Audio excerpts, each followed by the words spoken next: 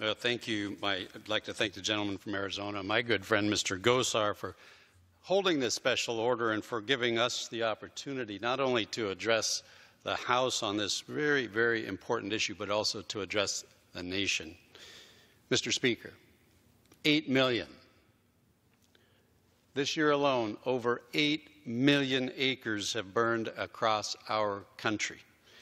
And get this, 10 times that, another 80 million acres are considered high risk to threat of catastrophic wildfires.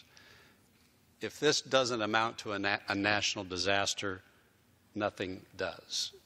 And if we don't acknowledge that it does, this will only continue to devastate our rural communities across the nation. The previous speaker, my friend from Oregon, talked about the impact of health to people living in these communities. I can attest to you myself. Living in central Washington, we had smoke where the visibility was less than a quarter of a mile for weeks at a time. I knew people that had chronic coughs as a result of this smoke. Myself, get this, I had to come back to our nation's capital for my cough to clear up over our August break. The air was that bad. So, Mr. Speaker, this evening, if you've heard from my colleagues from across the western United States, as we gather to draw attention to this devastation, this catastrophic wildfires, what they pose to our communities. So states like from Arkansas to Arizona, from Colorado to California, Montana to New Mexico, from Wyoming, from Oregon to the great state of Washington. We're here to stress the importance of addressing the broken funding systems, as well as the lack of resources that are necessary to adequately prevent and then suppress and fight these wildfires. So we gather to highlight the dire need to reform the mismanagement of our federal forests, which leads to the exacerbation of this devastation. And Mr. Speaker, we gather to give voice to our often forgotten communities and our constituents.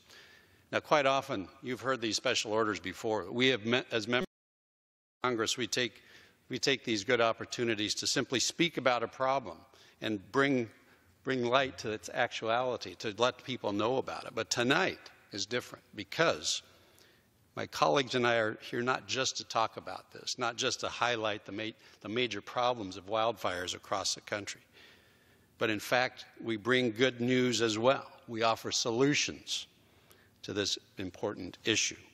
So this evening I rise to support and urge support two provisions originating right here in Congress, the People's House, to address these issues. First of all, H.R. 2936, the Resilient Federal Forest Act, which is sponsored by my good friend from the state of Arkansas, Mr. Westerman, which addresses the disastrous consequences of catastrophic wildfires by utilizing tools the Forest Service and other agencies can use to reduce the threats that are posed by wildfires, by insects, by disease infestation, and dangerous old forest overgrowth that serve as a tinderbox for wildfires. This legislation would enable the necessary management techniques to address our forest health crises and significantly improve the resiliency of our nation's forests.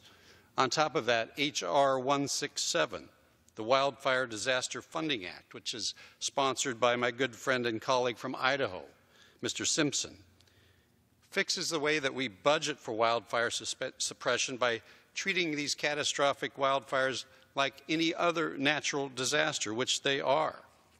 Currently, agencies like the Forest Service are forced to borrow funding from accounts outside of their firefighting in order to address these fire suppression costs.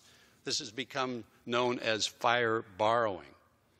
This tool was intended to be an extraordinary measure, but in the past 8 of the last 12 years, the Forest Service has had to move funds from other operating accounts to fight these fires. Mr. Speaker, this problem is systemic, it's dire, and we must address it.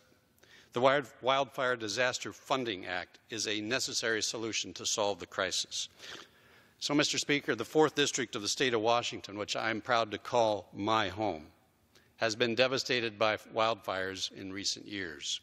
From the Carlton Complex fire of 2014, which at the time was the largest in state history, to the Okanagan Complex fire, which only the next year surpassed that record.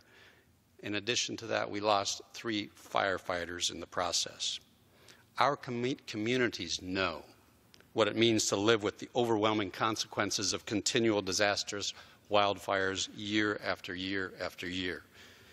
And it doesn't have to be this way. We can solve this problem. My colleagues and I gather tonight to shed light on this problem and to offer solutions, and to let our constituents know that we will not give up